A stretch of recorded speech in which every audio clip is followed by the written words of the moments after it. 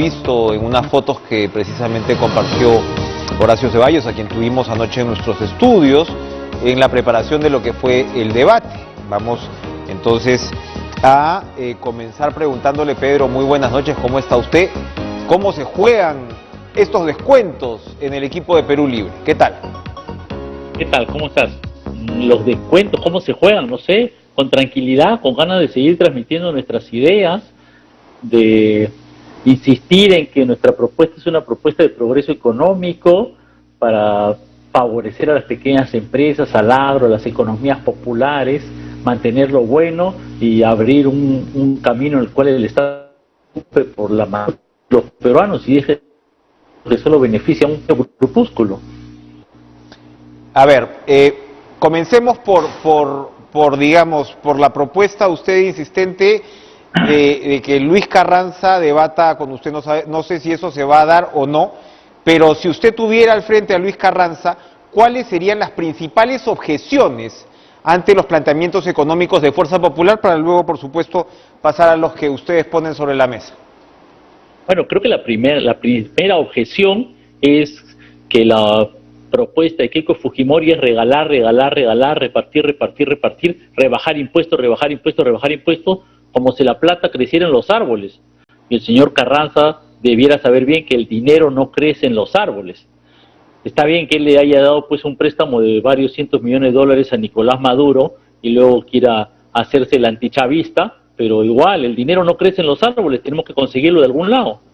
Y eso me parece que es un enorme vacío en la propuesta de Fuerza Popular. Nosotros sí tenemos una idea de hacer una reforma tributaria, cobrar a los grandes deudores, reestructurar la SUNAT y modificar las reglas en relación a la minería para que la riqueza nacional de nuestro cobre y nuestro oro sea para mejorar la educación y la salud de los peruanos. Antes de entrar al detalle de lo que usted acaba de describir, cuando se refiere a mantener lo bueno, ¿a qué se refiere? Bueno, a que siguen funcionando los mercados, a que se respete la propiedad privada, a que se respete el ahorro de los trabajadores, a que tengamos las importaciones que necesitamos, pero frenemos las importaciones que nos hagan daño, a que mantengamos la inflación controlada, a que promovamos la inversión privada. Esos son todos temas importantes que deben mantenerse y profundizarse, digamos, ¿no? Cuando decimos frenar las importaciones que nos hagan daño, número uno, ¿cuáles son específicamente, digamos, las más significativas? Y número dos, si este freno de importaciones focalizado no podría afectar en realidad nuestro intercambio comercial, ya sea por, digamos, por algún principio de reciprocidad, ¿no?, de determinados países, etcétera. ¿Cómo manejarían esas restricciones, como usted señala, relativa e identificada? Mira, dos ejemplos concretos: la papa, un producto nacional, 700.000 agricultores que muchas veces reciben un precio irrisorio en la chacra o hasta se pudre la papa, y importamos 30.000 toneladas de papa del exterior cuando nosotros somos el lugar del mundo en el cual se desarrolla y tenemos 4.000 variedades de papa. Es inaudito. Pero claro, el principal importador de papa es el señor Dionisio Romero con su empresa Licorp, y él le puso $3.600.000 a Keiko Fujimori, por eso la señora Keiko Fujimori quiere seguir importando papa.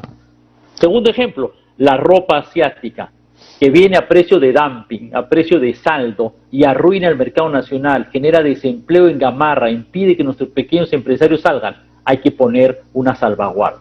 La salvaguarda es un mecanismo permitido por la Organización Mundial de Comercio y los tratados de libre comercio. Muchos países lo aplican. El país lo ha aplicado en magnitudes pequeñas, el Perú lo ha aplicado en magnitudes pequeñas, Colombia lo ha aplicado mucho más. Indecopi ha sacado varios informes a favor de que se apliquen estas salvaguardas. Esto es perfectamente aceptable y no genera ninguna represalia por parte de los demás países porque es parte del orden jurídico del comercio mundial. Perfecto. Sobre la papa, son 30.000 toneladas, como usted lo señala, pero producimos casi 6 millones de toneladas, estamos entre los 15 principales productores. Y esas 30.000 toneladas, que son en realidad pues una fracción de la producción, es sobre todo papa prefrita congelada que viene de Holanda. No sé si el señor Romero sea el principal importador o no, puede ser. Pero a lo que voy es que estamos hablando de una proporción muy pequeña que en realidad parece ser que más bien nos indica que acá no se ha industrializado o no se ha desarrollado este nicho de papa prefrita congelada, que es, como digo, muy focalizado. ¿No es un riesgo, insisto, digamos, o no estamos exagerando un poco la figura con la papa? Mira, en primer lugar habría que decir que efectivamente son 30.000 toneladas, pero para producir esas 20.000 toneladas de papa prefrita congelada se utilizan, me parece, 70.000 a 80.000 papa cruda, digamos, ¿no? En primer lugar. En segundo lugar, efectivamente, en el Perú se produce bastante más papa. Es un tema en una parte simbólica, pero en otra parte, aunque sean 80.000 toneladas más de papa que podríamos producir en el Perú, ¿por qué no producirlo en el Perú?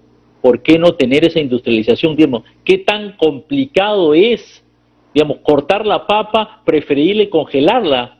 Francamente, Enrique, es algo que está perfectamente al alcance de nuestro país y yo creo que es algo que debemos promover.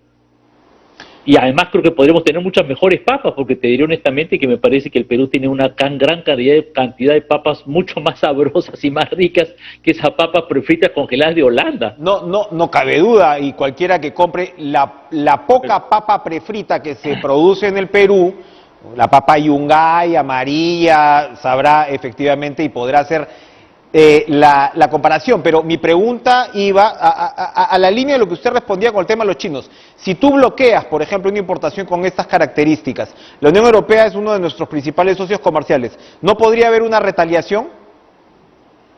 Mira, te repito, las salvaguardas, que es el mecanismo que establece la Organización Mundial del Comercio cuando hay este tipo de sucesos, de situaciones, es algo que está establecido en las reglas mundiales del comercio.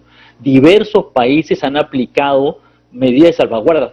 Colombia ha aplicado muchas más medidas de salvaguardas que el Perú. El Perú mismo ha aplicado en algunos casos pequeñas medidas de salvaguarda, pero debe haber en el Perú unas, no sé, tal vez 20 veces que se han aplicado salvaguardas a determinados productos de importación y nunca hemos tenido ninguna represalia. Colombia lo aplica masivamente, no tiene ninguna represalia. Entonces, digamos, ¿cuál es la lógica de por qué pensar que eso traería grandes represalias? A mi juicio, es simplemente la campaña de los grandes importadores, de Dionisio Romero, que junto con la campaña de Keiko Fujimori nos quieren asustar para mantener su negocio. Pero fíjate, Enrique, la papa es un ejemplo, digamos, ¿no? Yo creo que aquí hay un tema mucho más amplio de cómo nuestra prioridad tiene que ser defender y promover la producción nacional.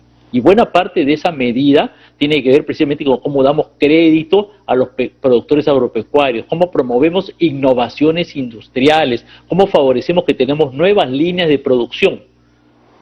¿Y por qué no pensamos en que nosotros, el Perú, somos los exportadores de papa amarilla, prefrita o preprocesada? ¿Por qué nosotros no podríamos ser los que llevamos nuestro producto al mundo si tenemos una papa, a mi juicio, mucho más rica y que podría tener mucho éxito como un mercado adicional, extra de valor agregado en el mercado mundial? No nos quedemos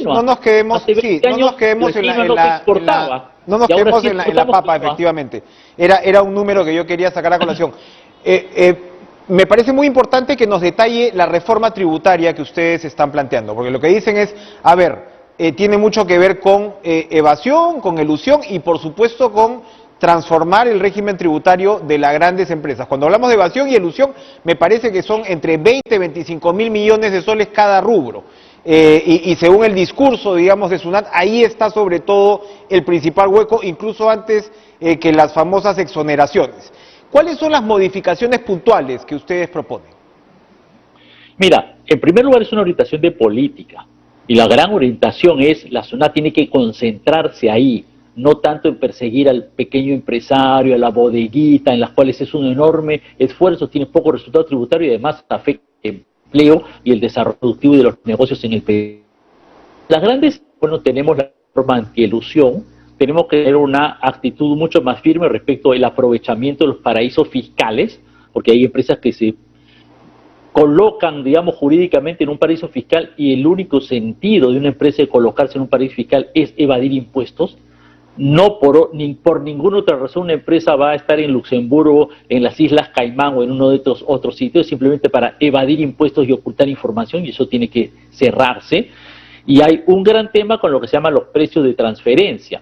muchas de estas empresas de comercio internacional lo que hacen es que negocian, importan o importan con sus propias filiales y ponen precios que son artificialmente altos o bajos, de mentira, para poder transferir sus utilidades en el papel a las Islas Caimán o a las Islas Bermudas y así evadir impuestos, porque en esos sitios prácticamente no pagan impuestos. Entonces son temas esenciales que tienen que ser mejorados en la administración tributaria, y por cierto, en los cuales ya en el mundo hay ciertas iniciativas internacionales a las cuales tenemos que acogernos y desarrollar, ¿no? Una propuesta de Biden que comentábamos incluso la vez pasada. ¿Ustedes ya tienen un cálculo de cuánta plata más se puede levantar para el fisco? En este caso, estamos hablando de una presión tributaria en el Perú de 14% del PBI. ¿Cuánto más hablamos? ¿Se le va a aumentar, además de esto, impuestos a las grandes empresas?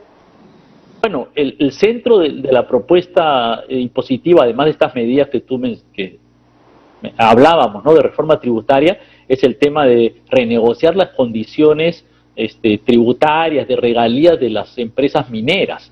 ¿Por qué razón? Bueno, porque hoy estamos en una coyuntura en la cual el cobre está costando $4.70, hoy $4.65 la libra, cuando hace un año estaba en $2.40 y las empresas estaban felices con ese precio, tenían ganancias. Hoy tienen una cantidad de sobreganancias que estimado en $9.000 billones cada año, que ahorita están recibiendo de ingresos adicionales las empresas mineras y que deberían compartir en el Perú. Entonces, este es un tema esencial. Ahora, nosotros no hemos querido hacer una proyección específica porque pensamos que este tema de los impuestos a la minería tiene que ser parte de una negociación y de un diálogo nacional. Pensamos que no es conveniente ahorita decir ya, imponemos desde el Estado la nueva tasa, ¿no? En Chile la Cámara de Diputados aprobó 75%, pero nosotros pensamos que mejor es renegociar con las empresas, hacer un gran diálogo nacional descentralizado con las regiones y los pueblos del Perú, de tal manera que ya esto quede como una base para que haya mayor confianza en que hay justicia en el desarrollo de la minería, justicia ambiental, y de esa manera pueda desarrollarse este sector de una manera con menos conflictividad social, que es un gran problema que hay ahora en la minería y en otras industrias extractivas. Pero no son antimineros. No, no somos antimineros. La minería debe desarrollarse con justicia tributaria y respetando el ambiente y las decisiones de los pueblos. Ahora, cuando hay zonas en las cuales la gente no quiere la minería porque genera mucho daño ambiental, bueno, la democracia está primero y la decisión de la gente está primero. Dos cositas más. Igual que en estas elecciones, hay que remarcar que el resultado electoral tiene que respetarse, sea cual sea. Importante que lo diga Pedro y que lo advierta. A ver, cito a Mirko Lauer en su columna hoy en La República. Son fuertes las versiones de un creyendo en la fuga de capitales, a propósito del temor de los actores económicos por un eventual triunfo de Castillo. Se habla algo así como 8.000 millones de dólares en los últimos 2 meses. Por ejemplo, una nota de The Financial Times dice que los estudios de abogados de Panamá trabajan a tiempo completo para establecer empresas y residencias que llegan desde Perú. ¿Cómo van a ustedes a frenar esos temores? Bueno, yo creo que en primer lugar ya hemos aclarado bastante, el profesor Castillo ha aclarado bastante este tema de que no va a haber expropiaciones, no se le va a quitar los ahorros ni la propiedad a nadie, así que pueden estar tranquilos los grandes inversionistas, los grandes propietarios en el Perú, que aquí no se trata de confiscarle nada a nadie. Eso es lo esencial, y creo que en la medida que este mensaje se transmita y queden aclarados estas falsas noticias, entonces la situación se va a tranquilizar. Ahora, lamentablemente, si seguimos teniendo carátulas mentirosas, como cuando el comercio dice, te confiscarán tus ahorros sin ningún sustento interior y de una manera totalmente falsa, bueno, en realidad son estos grandes monopolios los que, por asustar a Pedro Castillo, por asustar contra Pedro Castillo, están promoviendo un daño contra el Perú. Espero que se den cuenta de que no deben actuar de esa manera y deben informar con justicia, no con equidad, con la verdad, digamos. No se pide nada más que informen con la verdad, ¿no? Pero como están concentrados en este terruqueo económico, están generando un terrible daño al Perú, ¿no? Terruqueo Yo creo que aquí hay está bueno el término. Insistir en aclarar lo que está pasando realmente y las verdaderas propuestas que tenemos, que ya el profesor Castillo las ha dicho, ¿no? Pero siguen con el tema, ¿no? Mi mamá decía, siguen con la burra al trigo. Cuénteme, para terminar, el profesor Castillo se refirió a un Estado que controle al mercado y a una economía popular con mercados, que es, digamos, un término un tanto abstracto, no hay mucha literatura al respecto, pero se equipara con casos como los de Ecuador y Bolivia. ¿Me puede contar en un minuto qué cosa es la economía popular con mercados?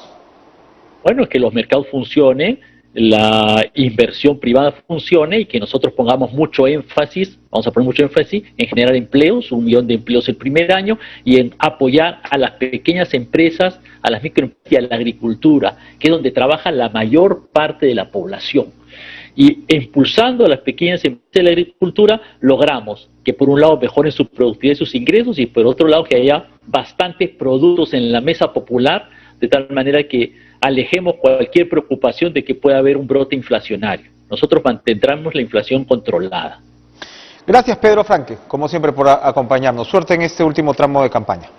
Muchas gracias, Enrique.